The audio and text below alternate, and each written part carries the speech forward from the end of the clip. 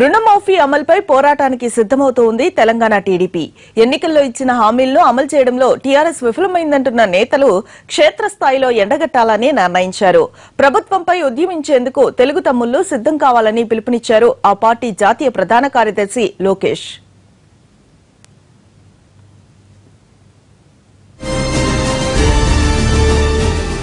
తెలంగాణ ప్రభుత్వం ప్రతిష్టాత్మకంగా చేపట్టిన రుణమాఫీ పథకం క్షేత్రస్థాయిలో అమలు కాక అనేక మంది రైతులు దిక్కుతోచని పరిస్థితుల్లో ఉన్నారని టీడీపీ జాతీయ కార్యదర్శి లోకేష్ బాబు అన్నారు.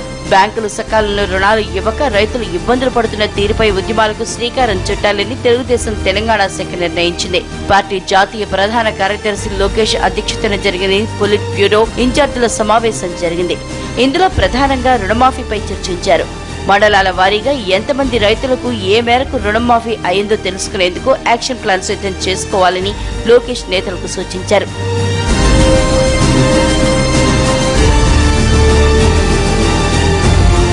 రుణమాఫీ అమల్లో జరుగుతున్న లోటుపాట్లను ప్రభుత్వ నిర్లక్ష్యాన్ని ప్రజలకు వివరించేందుకు కార్యాచరణ రూపొందించుకోవాలని లోకేష్ నేతలకు సూచించారు.